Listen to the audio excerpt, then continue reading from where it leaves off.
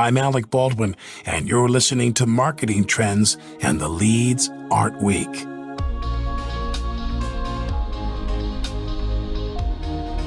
Life is always throwing us curveballs that we need to adjust to. Ryan Carlson knows that. Ryan is the CMO of Okta, and recently he and his team had to deal with one of the toughest curveballs they've ever faced. Ryan sat down with Marketing Trends and discussed how Okta took a 6,000-person conference and pivoted to a virtual event on short notice. Ryan also touched on how he sees events adapting to a new normal and how Okta has permanently changed its strategy moving forward. Enjoy this episode. Marketing Trends Podcast is brought to you by Salesforce. We bring marketing and engagement together. Learn more at salesforce.com/marketing. Here is your host, Ian Faison. Welcome to Marketing Trends. I'm Ian Faison, host of Marketing Trends. And today, recurring guest is back. Ryan, what's going on? How you doing, Ian? You know, obviously things are crazy, but things are good in our world. And I'm super excited to talk to you about what has been going on at Okta. You recently just finished your huge event and it was all digital. So we're going to get into a bunch of that and really just an update for our listeners on all things Okta and Ryan Carlson related. So first, I guess, what has been up since we last spoke? Obviously, the world changed and we're in the middle of a pandemic, but what has been the response so far that you've seen? Yeah, I mean, you said it, the world has completely changed and it's affecting, everyone clearly in their personal lives and certainly at work. And, a big part of what we had to do was, as you mentioned, our big conference was happening in the middle of this. So that was a very acute example of ways in which we've had to adjust and adapt and be flexible. We've tried to do that across all aspects of the business, including how we, talk about and market our product and our company. And then, of course, more important than all that is how everybody's figuring out how to manage their personal lives, what's happening outside of work, because that's clearly the number one priority. And so we, as a leadership team, I and my marketing leadership team, have spent a lot of time figuring that part out.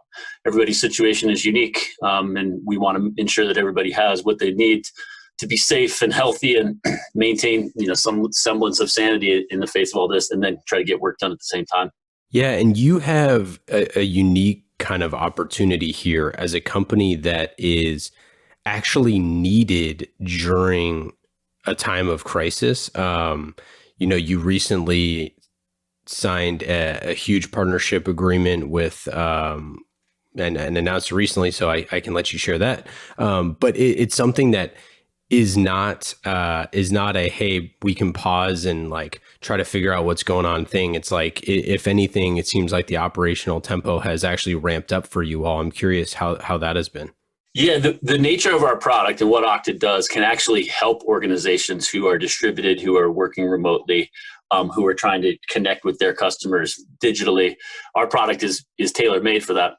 So we, frankly, has spent a lot of time thinking about what is the right way to message during this time, because with what's happening in the world, if you look like you're trying to capitalize upon it or take advantage of a disastrous situation, it's just not in our DNA. It's not who we are. It's not how we think about it. But at the same time, we know that if companies use our product, they can actually survive and thrive and be more secure in a distributed environment. And so we wrestled with what's the right way to do that. And we settled upon a strategy of let's make the portions of our product that can really help people, the things like single sign-on and two-factor authentication. If they want to use that for cloud apps, everybody's reaching for things like Zoom and Slack and other tools like that right now. Our product helps make those products better. And so we said the right thing for us to do is to make those products available for free. We're making them free for at least 6 months, but we'll extend that if we need to, so that we really could get a product that helps into the hands of organizations who need it and not make them feel like we're trying to capitalize upon that or take advantage of it. And that's worked really well. We call it Okta for Emergency Remote Work. And the product offering has already been deployed by, well over 100 organizations, and many hundred more are in the process of evaluating it and hopefully, deploying it. And that has been something that we felt like we could do for everybody with our product, and because again, it genuinely helps. But it also, helps internally with morale and just rallying people around the fact that, hey, we work in a company that has created a product that can help right now.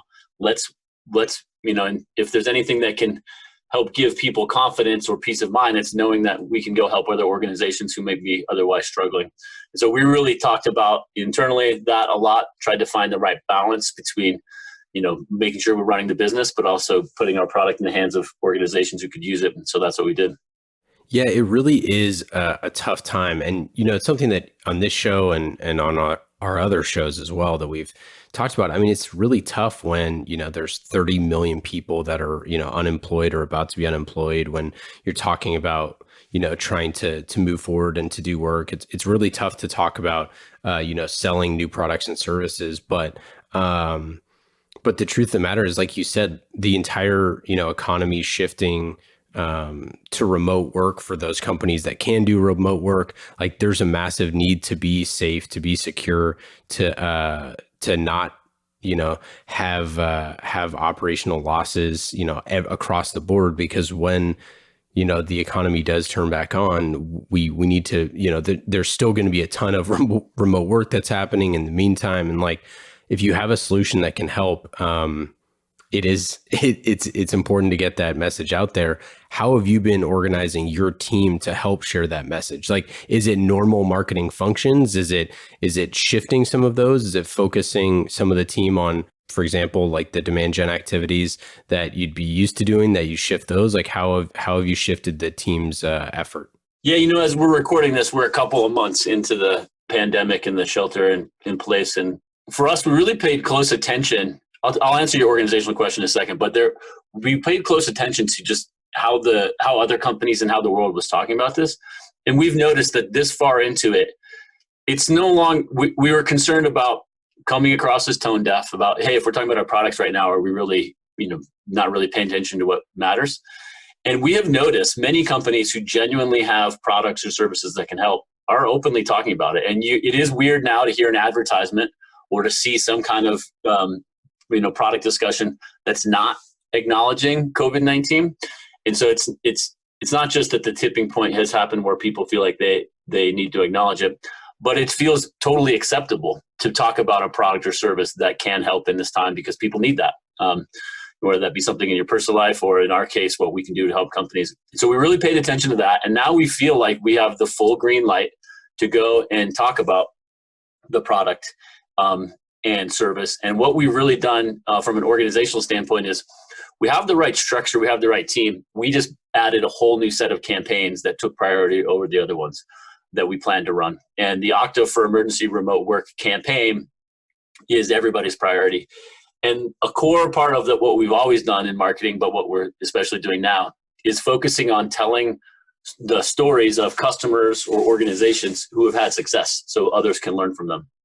As of the recording of this, we announced recently that Federal Express, the company doesn't need any introduction. They had to, on very short order, change their entire workforce to be working remotely like everybody else. Over 400,000 people at FedEx were made up. We accelerated our deployment of Okta and got them up and running in just 36 hours across those 400,000 employees.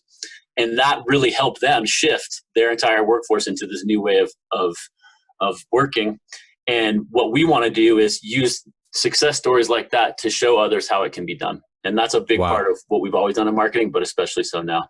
Yeah, that's absolutely remarkable. And it's so crazy to think about how work can change that quickly, and how when you kind of rally folks around the need, that it can really just flip a switch, right? To being able to say, hey, we need to do this right now. And it's a need. It's funny when you see this kind of like almost like a mental chasm where you have the, hey, it's a nice to have to a need to have because of something, which probably meant that it was always a need to have, that they needed to find some solution to bridge that gap.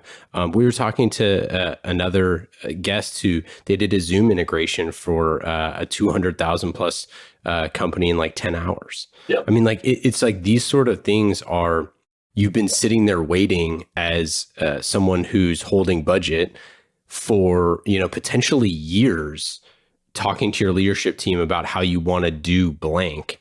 And this is the time where it's like, hey, I've been planning to have this budgeted. Like, I'm ready. I've been ready, and the organization needs it right now, and they can make something happen. And it's important to know that for marketers, because there are, there's ways to help your salespeople, and there's ways to help with messaging and things like that can get, one of those huge deals done way faster, because the person who's wanted this for a long time just hasn't had enough senior leader buy-in or whatever it is. And you can say, hey, we can speed up implementation. We can get this stuff going right now. And fortunately, Okta has a product that you can do that in with a massive organization in such a short amount of time. Yeah, that's totally true. And, then the challenge for us becomes, all right, this is the message we have. Here's how we want to communicate it. Then how do you get that message to people? And a big part of our marketing effort historically was in-person events, whether those be, a 6,000 person conference that we were holding ourselves, or whether it be a, very targeted executive level event with just a few companies. Those are all, they're just not on the table anymore. And actually, relatively early on, we just made the decision that all of our events, no matter what, we're going to be virtual for at least the next, 3 to 6 months. And, the team said, well, what about these 5 regional events we have tomorrow? We said, no, they're virtual. And we were worried that was going to have an impact. But what we found is that, that created some opportunities to think differently. So for example, if we were going to have a physical event with 15 or 20 people, maybe we're going to host a dinner or a lunch, and we instead hosted a Zoom call with the same 15 or 20 people, and we sent food to their houses, and we had a virtual event. And, people have responded to that, I think in part because, they're all looking for something to do, everybody's sheltering in place, but also because, you can be empathetic to what they're going through, and sending food or, food and beverages to somebody to help them, while they're watching your event virtually, is different. We've done some things like, we interviewed some athletes. We interviewed Jerry Rice and Scottie Pippen, just in a virtual event, and I interviewed Scottie Pippen, our CFO interviewed Jerry Rice, and we let some customers and prospects listen in as part of that. And that's something that, you can get people to come to those types of events, even if you can't gather them physically anymore. And then, of course, we should definitely talk about Octane, which is our annual conference. Yeah, and I'll get into some Octane questions in a second. I do want to jump back to, like, how do you do that jump to the digital event when your marketing teams, your field marketing teams, and your sales teams, all of those AEs and different folks that are on the ground prepared to go to those events? How do you shift that? Because it seems like that would be really difficult to change not only the mindset, but just the actual activities, the things that they're going there to do. If you have the AE that's sitting there, hey, I know the accounts are going to be at this event and I want to talk to all of them. That's completely different in a digital environment. So I'm just curious, like, how'd you shift priorities? Well, part of it is, we feel like we're realistic. We just looked at what happened in the world, and we didn't really have a choice. It may not have been ideal, but we said, there's a lot of people who called for just canceling the events overall. Hey, if we can't do it physically, we shouldn't do it at all. And that was actually something that we felt strongly about is, hey, we're not going to put people's safety at risk by holding a physical event, but that doesn't mean we're not going to do anything. And holding a virtual event, we felt was better than nothing. And then once we made that decision, we rallied around making those virtual events as good as we could and as unique as we could. And then we just took it on faith that we would get people there. Those same people who would have gone to a physical event, we felt confident that we could get them to go to a virtual event if we made it a valuable one. And then everybody immediately rallied around trying to do that. We're actually surprised at the effectiveness of some of these virtual events, even to the point where I don't think we'll ever go back to purely physical events. It will be, in my opinion, will be, even when everything, and, hopefully it's sooner rather than later, goes back to some semblance of normal, we'll still do a hybrid combination of physical and virtual events, just because what we've learned from the virtual side, we think would apply at any time, not just now. Yeah, so walk me through what happened with Octane, because this is an event, by the way, I attended virtually, so I was one of the I was a guinea pig as well in the process, because I obviously know you and know a bunch of the folks on your team, and obviously have interviewed Freddie. And so I kind of know the quality that you all put together, and I was like, hey, if the Okta folks are going to do this, I'm sure that it's going to be really good. I was beyond pleasantly surprised. I thought the whole thing was really interesting. I thought that the way that certain speakers were presented was still like this halfway. Like an address to the audience and then a halfway as a talk. Like the whole thing was just really interesting to see how different people kind of interacted with the audience who weren't really familiar with like not having that kind of visceral reaction on stage to a group of people. I just thought it was really well done. There was a cool kind of virtual, kind of a landing page that allowed you to kind of like go into the event like it was almost looked like a real event. So I was a fan, but I'm really so curious how, when you made the decision and said, we just got to do this 100% virtual, like what did that change? Seemingly everything would change, at that moment in time. And what did the team do to rally? Yeah, I mean, we've talked about this on our side, many people on the team. This is a career-defining type of event that happened to us because it was unprecedented and there's no playbook and we had to do it on short order and we all feel like we pulled it off. And so, that I'll give you some of the play-by-play because I think that helps just show how, even though thanks for the kind words about how it came together, even though we think it came together quite well, just how much chaos and frenetic activity was going on in the background. So for context, Octane is our annual customer conference and user conference. And it was scheduled to be on April 1st in San Francisco. And we had targeted to get about 6,000 people there in Moscone. And so in mid-February, I asked the team to start to plan for contingencies. In mid-February, there was still no shelter in place. Still very few cases, talked about in the U.S. And so I just said, hey, at that point, our initial concern was that fewer people would attend a conference. And I was worried that we wouldn't get the 6,000 people there just because people would be nervous about traveling. And we just stayed on. We did a bunch of contingency planning. And then in probably late February, early March. Can I jump in really quick? Yeah.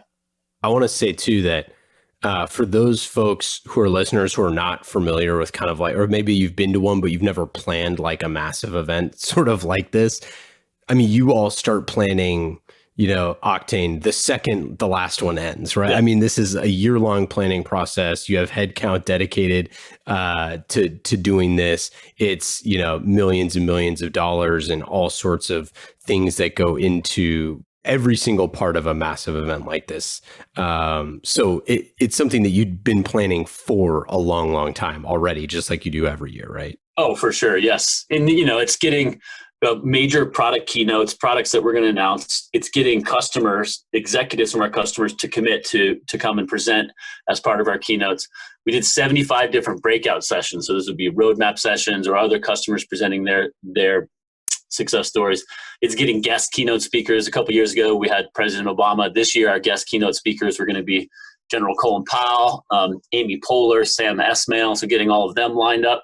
And we had all that lined up ready to go. You're 6 weeks out from your conference and you're putting the finishing touches on it, but so much work has gone into it. And it's good you bring that up because there's a psychology of, well, we've already done all this work and now we're going to change. And we had to keep reminding everybody that work is not work you're going to get back. That's sunk cost. What are we going to do going forward with what's happening? And in probably late February, early March, I had become convinced that it was not going to be responsible to hold the event. But it wasn't clear what we should do. And so we had daily meetings with the executive team where we said, here are all the options. We looked at rescheduling it, moving it to other time spots. That wasn't feasible for a couple of reasons, not least of which is it wasn't clear if things were going to get better in time for us to hold it. And we looked at maybe just canceling it. Would it be tone deaf during some kind of global pandemic to have a customer conference?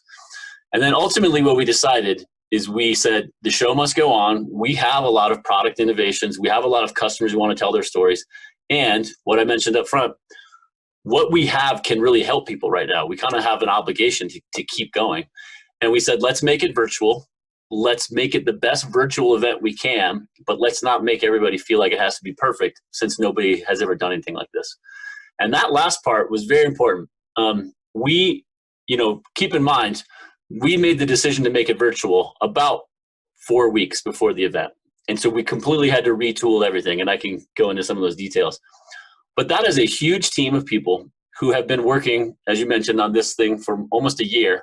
And now they're going to have 3 times the work in 4 weeks to change everything while a global pandemic is happening. And we were really focused on making sure, that didn't affect people's, mental health. It didn't affect their stress, that we weren't asking them to do something that was really hard to do while they were trying to manage everything at home. People, including myself now, have young kids, are trying to do this while they're helping their kids homeschool, things like that.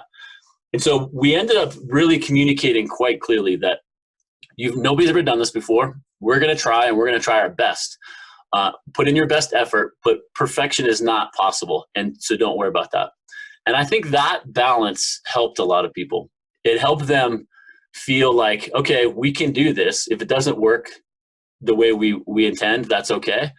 But it also gave people a welcome distraction, something to focus on and something to rally around. And it's interesting. The person on the team, her name is Alyssa Smirker. She's a vice president of corporate marketing, and Octane is largely on her team. She has a tweet storm that she wrote about all the things we went through. She came up with a plan A, B, C, D, and E. Plan A was we were going to make it virtual and film it all on Moscone.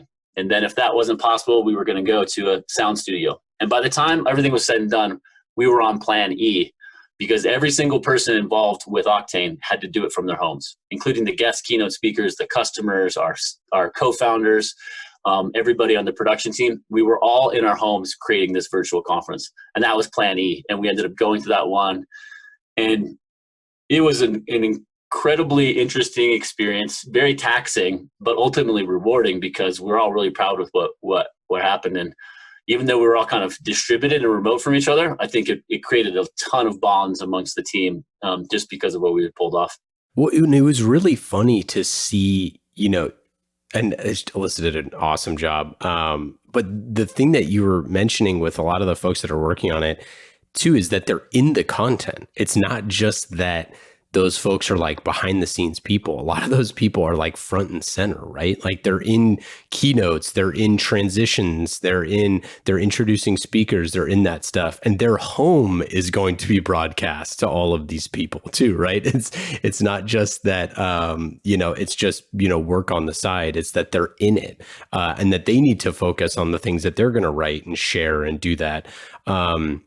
And it's just a very, very different feeling. Like, I obviously, work out of a home studio for a bunch of episodes of the podcast and stuff that we do. And so it's like the difference between that and being on a keynote stage is just a completely mentally different thing, right? Speaking into a microphone when you're surrounded by all of, your personal possessions and your significant others in the other room and all that stuff. It's just very mentally different.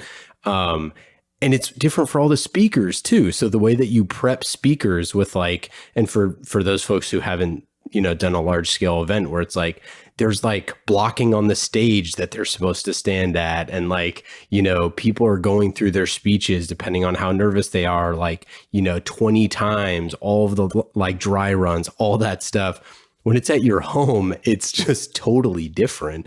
So I'm sure that the speakers were partially some were like, yeah, whatever, this is easier. And some were probably even more nervous. Yeah, what a key to that was we just decided to embrace the format, recognizing that it's not going to be like it was when you're on a keynote stage, which is why if you look at our CEO, his keynote, Todd's keynote, he did a really good job of incorporating his family in his home. Yeah, totally. Walked around his home. He sang a song at the end. It's the first time his wife has appeared in a keynote, and it was really genuine and authentic. And it just kind of didn't try to ignore what was happening and ignore the format, but rather just embrace it and make it uniquely our own. You saw that happen in a bunch of different ways. So I mentioned we get guest keynote speakers every year, like Colin Powell and Amy Poehler and Sam Esmail. So we really had a choice when we made the decision to make it virtual. We could have gone and probably canceled those contracts. We could have probably gotten out of those contracts because having Amy Poehler live in an audience is really inspiring. It gets a lot of people there and in the seats paying attention, and it's one of the things that we've always really done well, I think, for Octane. We decided to still do that. And in the case of Colin Powell, I spent an hour with him prepping, letting him know about the company, what kind of things we stand for. It turns out he has, a background in IT. One of the reasons we wanted him to speak. And so we talked about IT and, his role as the CIO of the State Department back in the day. And then he, uninterrupted, looking directly in the camera, gave a 45-minute long talk that incorporated his leadership and his views on technology, but also was very much relevant to our audience and said some great things about our company. And we pulled that off. But then somebody like Amy Poehler, is meant to be a fireside chat with her. How do you do a fireside chat? Can't sit next to the person. So we had an awesome person on our team named Lindsay Life interview her over Zoom. And, it was just Amy in her home office. We got to talk her through how to record on, QuickTime and record on Zoom and save and export the files. And, that turned out to be one of the best interviews. And we got so many people who said, who sat there and watched it and loved it. And, those are the kind of choices we had to make and find a way to pull things off. And I'm really happy with how it happened. Shout out to Lindsay. Lindsay's great. I've worked with her a bunch of times now, and she did an absolutely awesome job. And you could tell that this was a bucket list moment for her to be able to interview Amy, and it came out really genuine, and it was great. Yeah, she did a really good job. And for our listeners, we'll link up the Colin Powell talk, because I'm a huge Colin Powell fan. I have been since my military time, and have read, I think, all of his books and everything. So I was super fired up to watch that. Him throwing absolute just fastballs for 45 minutes was like incredible stuff for me. Specifically, just he's such a good speaker. But I was like pretty captivated by his talk, and it really, as someone who makes podcasts for a living, and I just thought, like, this is what's so interesting about events. And maybe we can, I want you to keep going through the play-by-play here, but where you have things like that are purely a content play that you could reuse and resurface and cut a million different ways for the next foreseeable future, which is totally different than the way that other keynotes have been in the past. It's just a different feel to the content, I think. Like that particular interview, felt pretty timeless to me. And I think that it's just a fascinating look at, like, what is an event? Like, what was Octane? It was a blend of things that are happening in real time in response to that. It was a blend of, high quality, more evergreen kind of content.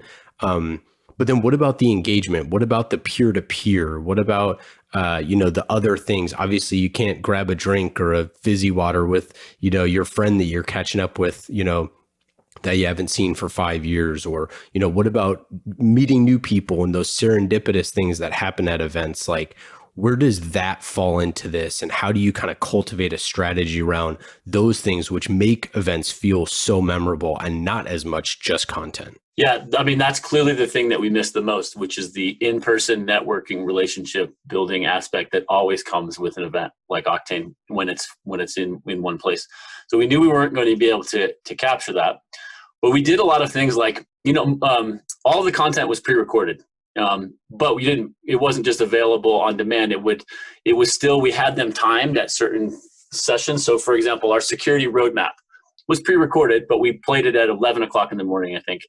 And 3,000 people came in and logged in just to watch that one breakout session.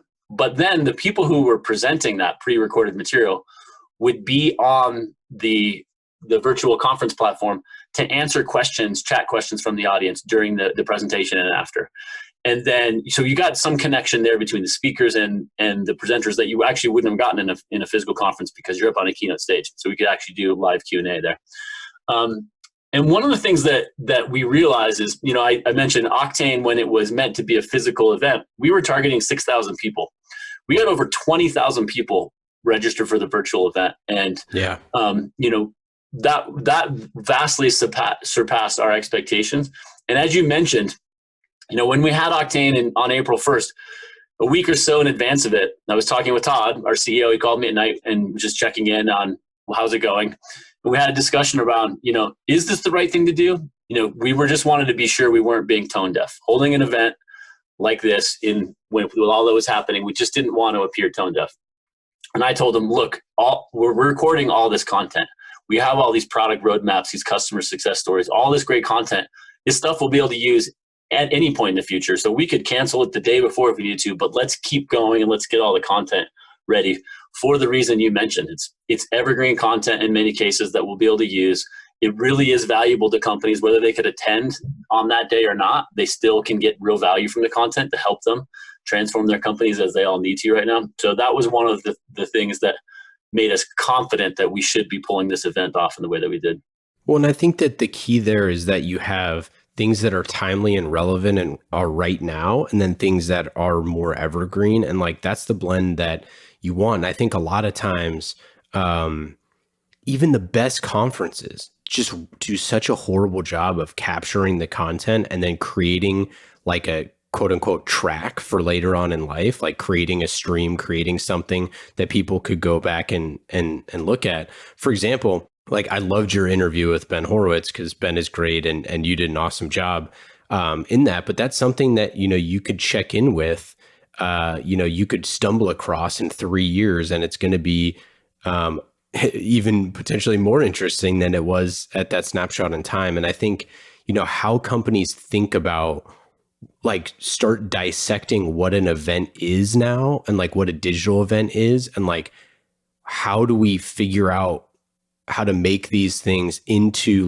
mini tracks and mini digestible segments and things like that. I think so much more work can be thought into how this stuff lives on rather than how it lives in the exact moment in time. And that's pretty exciting for marketers, because I think every single content marketer could agree that they're starving for extremely high quality stuff. They're not starving for, the $10 an article stuff. They're not starving for the stuff that is not interesting. What they're starving for is, hey, I'm going to get a 20-minute fireside with Ben Horowitz where he's talking about, stuff related to leadership. That's the gold that you want. Yeah, well, that's the way we thought about it. Make it as high quality as we can, do the very best we can, and, take it on faith that people will come and watch it and get benefit from it. So then what, we got to talk about the downsides here. What were the things that you wish you could do differently in the future? What are the downsides to just all virtual events in general? What are some of those things that you think, hey, this was extremely successful because, 20,000 people tuned in. And if you came and tuned in to 2 sessions, that's still a win for us, because that's great that you liked those sessions. But what were people a little bit less than happy? I don't know. So I think you kind of touched upon it before. There are some people for whom the networking and the relationship building is a lot of the value of any conference they go to. And, you just didn't get that here. But at the same time, if I look at from the business results from Octane this year, we got way more leads, qualified leads, than we would have gotten from our physical conference, just because there were so many more people who could attend. So I think, if we were to project forward and say next April, everything is okay and people can travel, I think Octane next year will not just be a physical conference, even if we were able to make it one. I think it's going to be a combination. The people for whom they get the benefit of going there and meeting in person, they're still going to want to travel, and they can. But then we can make virtual aspects of it available to many more people. Stating the obvious, you can reach a lot more people on a virtual conference than you can a physical conference. And we shouldn't have to choose between the two. And I don't think that we will. What form that takes, still, we got to figure that out. Because I think This is our 8th Octane. And, I think the first 7 that we did, we really nailed the physical conference. We think it was getting bigger every year, but we felt like it was one of the highest quality events. Now, this event was completely virtual, brand new. I think next year we're going to do something brand new as well with a hybrid conference. Well, this is a critical thing, and I think that what you spoke to is the exact right way to try to figure out how these things go forward. What always was the concern of people who put on events was, well, if we make it available to everyone, then no one will spend their, the $1,500 to buy the ticket to come in person, and will have a worse off experience.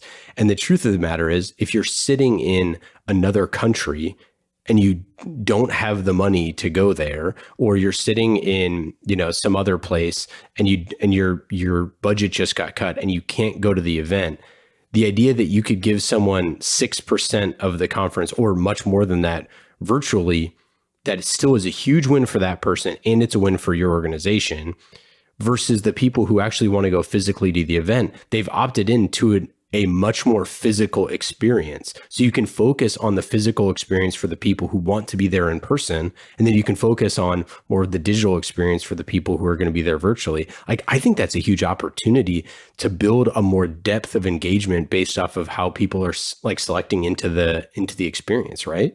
Totally. Yes. I mean, there's been, many discussions about with how the world has changed because of COVID-19, what things are accelerating that would have happened normally, what things are going to go away forever, and what things will never change back. And just working remotely in general, Okta was ahead of this. The head of our workplace services, his name is Armin. We've been talking about creating a dynamic workplace, as he calls it, for way before COVID-19. What's the best combination of offices and remote work tools and infrastructure to help us work dynamically? So that we just now accelerated our plans as a company, and that's paid off in a bunch of different ways. I personally don't think that when we're able to go back into the offices, as many people will do so as you expect, because working remotely has changed in ways that I don't think it's going to change back. So, and I think the conferences is similar. It's changed now to a point where we're never going to go fully back to the way it was.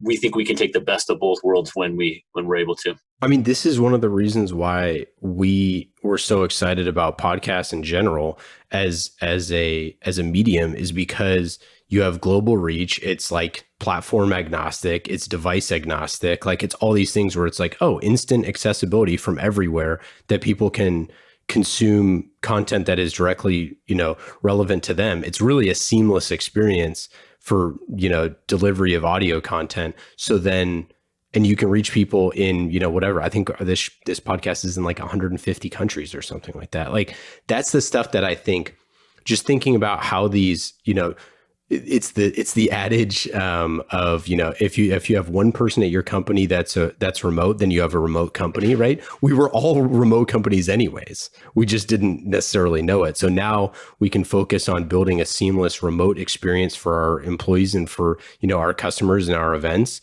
And then it's like we can, double down on the things that make in-person events even more special, or in-person, office experiences even more special. Because I think there's going to be a lot of people after this that are like, I love going into the office. I want to definitely make sure that I go in every day.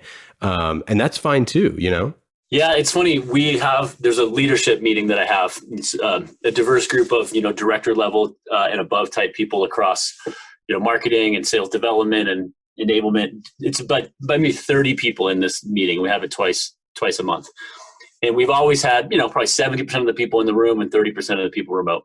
But now that meeting puts us all on a level playing field. We are all dialing in via Zoom. And one of the leaders on my team, her name is Liz Kokoska. She suggested that meeting should always be everybody on Zoom, even if we're all able to be in the same physical space. And she's totally right.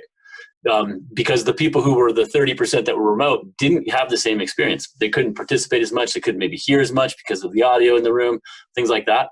So even when we're able to work in the office, I think some meetings will be all virtual just to put everybody on a level playing field. There's one other thing that I'll say about, maybe not marketing leadership, but about one of the leadership lessons that I think others have learned at Okta throughout this, which is we have had to continuously communicate something that's important, but also do it in a new way. The thing that we've tried to communicate to everybody is the number one priority is your health and your safety and your well-being, and that of your family and your friends and your community. That's the number one priority. Number two priority is to make sure that the Okta service is up and running so that all the customers who count on it can still use it. We're critical infrastructure. And then priority number three is to run the business and move things forward. Making it clear to people that their health and safety and well-being is number one, even more important than pushing the business forward, has been important because people are struggling in a bunch of different ways right now, and we want to make it clear. We tell them that Okta is a unique company. We are built for the long term. We have a decades-long vision, and if people aren't taken care of, we're never going to realize that vision. So there's a real pragmatic reason. But just having to communicate that over and over again, I have found, I guess it's a cliche. You have to repeat things over and over again with large organizations. But in this one, I've found that we have to repeat it over and over. But we also, to get to one of your points, we have to do so asynchronously. It can't all be join a meeting and then we'll talk about it. So we've been doing things like posting videos of ourselves.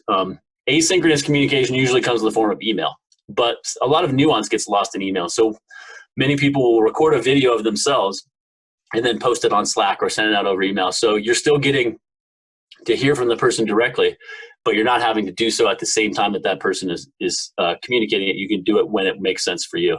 And that's asynchronous communication is something that I'm trying to incorporate a lot more into how I'm communicating across the teams, especially with very important concepts like take care of yourself first and work second.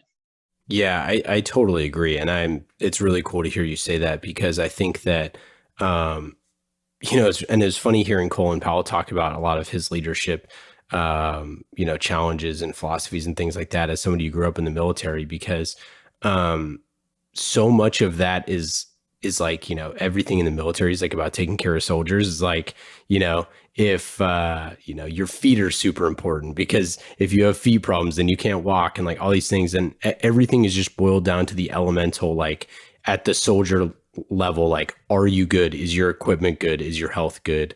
Is your mental health good? Like all of those, like the basic level, is everything okay? And it's so interesting, during a time of crisis where it's like so many leaders that just fundamentally haven't been asking that question of their folks.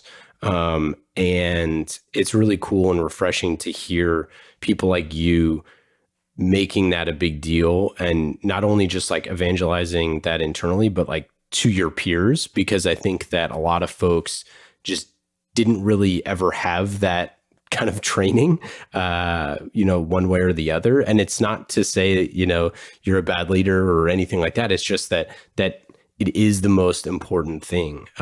Your quota is not the most important thing. Your pipeline is not the most important thing. Like you are, and you're not going to be as effective if things are, if you're in trouble at home, and like, that's totally okay. And that's what leaders are there for, is to talk about those things. Yeah. We have a practice where, most meetings now, especially large meetings, you jump right into the agenda, but we'll start by going around and, talking to genuinely asking how you're doing, share something that you found that works well or that you've been struggling with, and just connecting more in that way. And did that in part just to make sure we're in touch with everybody, but it's been very helpful just to connect in that way in a variety of formats. I have a ton of one-on-ones across the team and across the organization. And a big chunk of our one-on-ones are just checking in with each other. How are you doing? How's it going with your kids? If you have them, how are you finding things? And that, it's probably a good lesson that we should have been doing more of that before something like this. And that's something that I think won't change, all the way going back. We'll still connect with people and check in that way. So final piece on Octane here, any notes that you have for other folks that are trying to do a conference that are, I think it was just announced recently. I think Dreamforce is going to be 100% remote. I think pretty much it seems like, and I don't know at the time when we air this, but more or less like events are mostly in-person events are canceled or rescheduled for a long time at this point. So it seems like there's certainly going to be a lot of people that need this advice. Yeah, I mean, I don't know of a single major conference that's not going to be virtual. Even, Microsoft even announced all the way through mid 2021, which is the end of their fiscal year, all their events are virtual. So the main piece of advice I would give is just embrace the format, and make it. I think many people have had this experience. You're on a Zoom call and somebody's pet or kids or somebody will come in, or their significant other will come in, and what may have seemed like something embarrassing is just now a normal part of working as everybody's over Zoom. And so I would embrace the format and make it human. And, we have a long-standing tradition at Okta going back to 2012. Anytime we produce any kind of video, whether it's, a video talking about our values or our product or something like that, we always do outtakes. We do a blooper reel.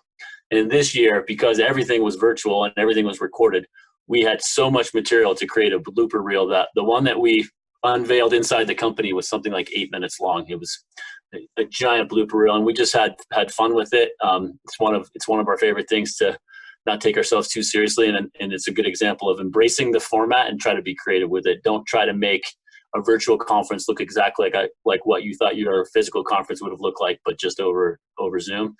Be creative and be unique with the format. Well, before we started recording this, was getting pinged by some folks on the team about what's the login for one of the technologies that we use. So clearly, we're going to be looking into Okta in the next 24 to 48 hours, because we should not be getting those emails. So, I mean, as always, I'm super excited to follow along with Okta's journey, with everything that you all are doing, Ryan, and I appreciate you taking the time. Any kind of final thoughts on kind of the state of where everything is going, or the next few months, and how you're thinking about things? Yeah, I think I mentioned it a little bit, but I don't know if anybody really knows how things are going to play out. Anybody who does say that probably doesn't really know. And so you do have to keep your eye on the long term. You have to make tough choices sometimes. We've certainly had to adjust our budgets in different ways, and just make those decisions quickly. But then, for us, because we do feel like we have our eye on, not this quarter or this year, but many years out, we feel like we're building an iconic company that will take a long time to do that, because we have a real opportunity to create something unique. Making sure that you keep your eye on the long term helps you make some of these shorter term decisions, whether that be about marketing or otherwise. And if you're going to have your eye on the long term, you got to take care of yourself and take care of your people. You can't achieve something big over a long period of time without doing that. And we continually remind ourselves, and that's a piece of advice I'd give to everybody as well. Awesome. Thanks again for joining. We got to have you back soon. It's always great chatting with you. Yeah, thanks, Ian. Hope you yourself are staying healthy and safe and sane and keeping well. Always.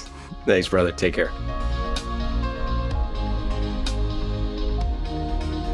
Marketing Trends Podcast is brought to you by Salesforce. Discover marketing built on the world's #1 CRM, Salesforce. Put your customer at the center of every interaction. Automate engagement with each customer and build your marketing strategy around the entire customer journey. Salesforce. We bring marketing and engagement together. Learn more at salesforce.com/marketing.